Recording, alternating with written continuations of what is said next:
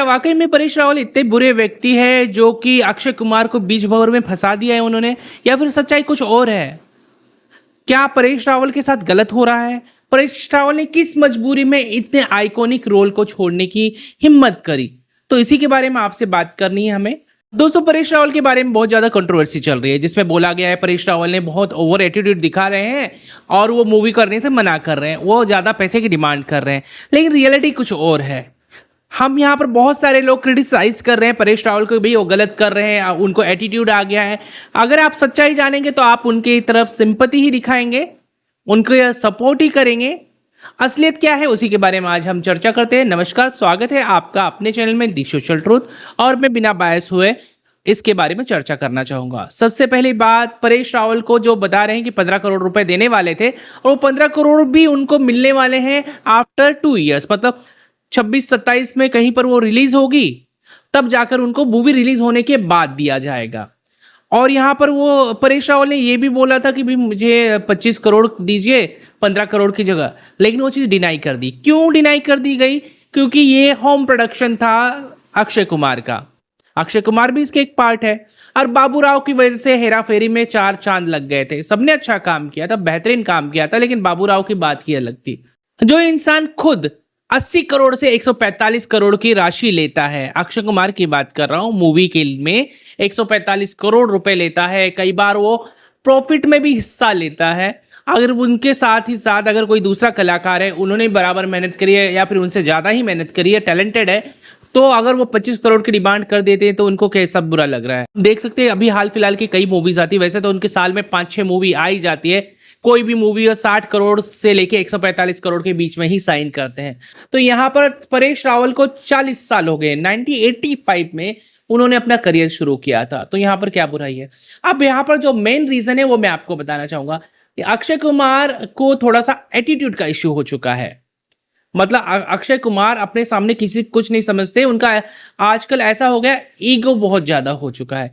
आप किसी प्रमोशन में देखते हैं तो साथी कलाकारों का या फिर जो होस्ट का वो किस तरह से इंसल्ट करते हैं, मतलब ऐसा दिखाते भैया वही सर्वज्ञाता है, सबसे ज्यादा अपर क्लास, या फिर कह सकते हैं कि उनके जैसा कोई है ही नहीं, सुपर डुपर स्टार समझते हैं। वहां पर वो किसी कलाकार की इज्जत नहीं करते। आपको याद ही होगा एक कपिल शर्मा का शो था, उसके अंदर जो बेचारे बैकग्राउंड में डांस करते रहे थे, तो क्या होता है कई बार जो स्ट्रगलिंग एक्टर होते हैं, जिनका फाइनेंशियली इतना अच्छा स्ट्रॉन्ग बैकग्राउंड नहीं होता, वो छोटे से स्टार्ट करते हैं।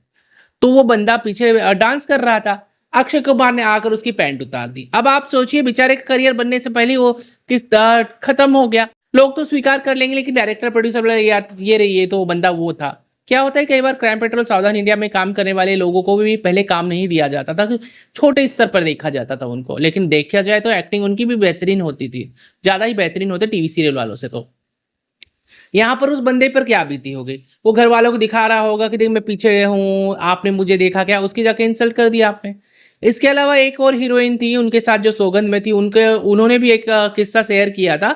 तब उन्होंने बताया कि उसके हाथों पैरों की कोहनियों को देख के बोले, हंसे वो बहुत ज्यादा और बोले इतने काले हाथ कोहनियां मैंने तो जिंदगी में नहीं देखी।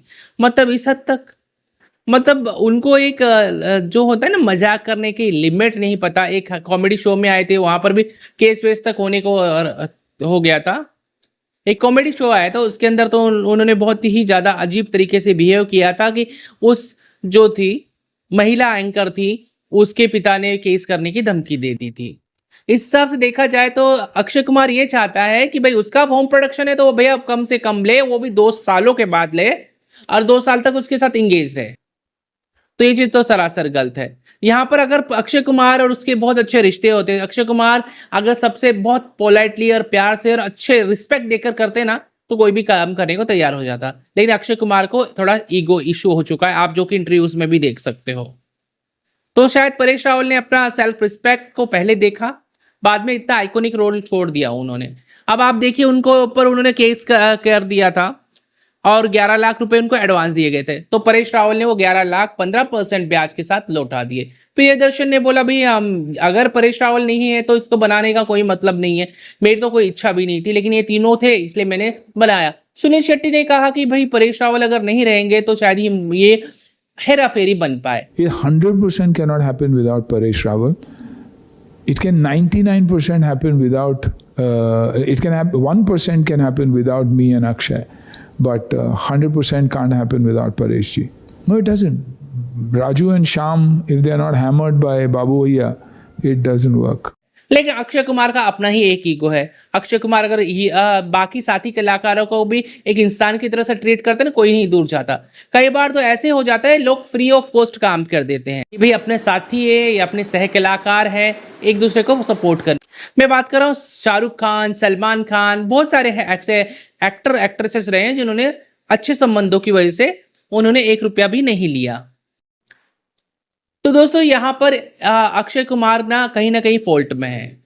अक्षय कुमार चाहता तो 25 करोड़ दे सकता था, अक्षय कुमार चाहता तो उसे अच्छी तरह से ट्रीट कर सकता था, लेकिन अक्षय कुमार का कहीं ना कहीं ईगो और अपने आप को सुपर डुपर स्टार, इसी वजह से उनकी मूवीज धड़म धड़ाम गिर रही है।